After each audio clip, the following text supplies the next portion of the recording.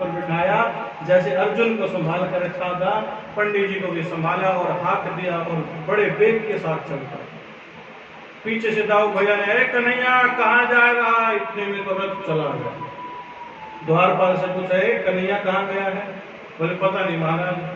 अरे कोई संदेश तो होगा। बोले पंडित जी आए थे विदर्भ देश से, भगवान की सारी बातें समझ गए, पक्का कुछ ना कुछ गड़बड़ करने वाला है कन्हैया।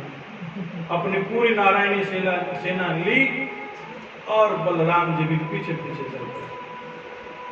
वहां पर जाकर के कहा, प्लान लिखा हुआ था उसमें कि बोले मैं घर में तो आप आ नहीं सकते, द्वार जो हमारा राज्य है उसकी सीमा पर एक मंदिर है, उस मंदिर के पास जाकर के मैं पार्वती जी की पूजा करूंगी, दुर्गा मैया की पूजा करने जाऊंगी और वहीं से मुझे बैठा करके अपने साथ ले जाना।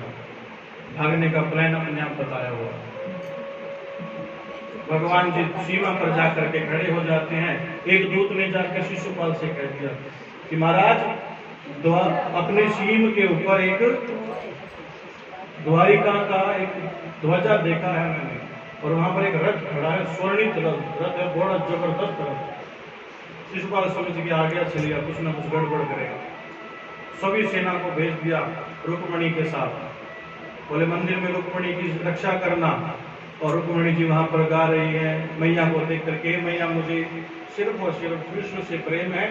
मनु जाहि राचे हूँ मिलहि सोवर, सहज सुंदर सावरो करुणा निधान सुजान, शील स्नेह ज्ञान करावरो, एहि भांति सोई शीश सुनि सिय, कहि कहिय हर्षित हरि, तुलसी भवानी पूजि पुनि पुनि मुदित मन, मंदिर चली जानि गोरी अनुकूल सिय, हिय हर सुन जाय कही, मंजुल मंगल मूल वाम, अंग फरकन लगे। पार्वती से ऐसे प्रार्थना करी कि हे मैया मुझे तो द्वारिकाधीश से ही प्रेम है। और मैया ने जैसे ही माता ने आशीर्वाद दे दिया, तथास्तु।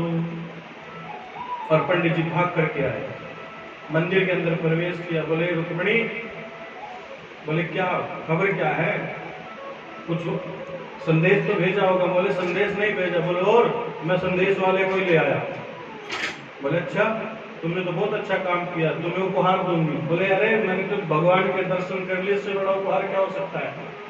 उस द्वारिकाधीश के दर्शन कर लिए, इससे बड़ा उपहार क्या हो सकता है मेरे लिए?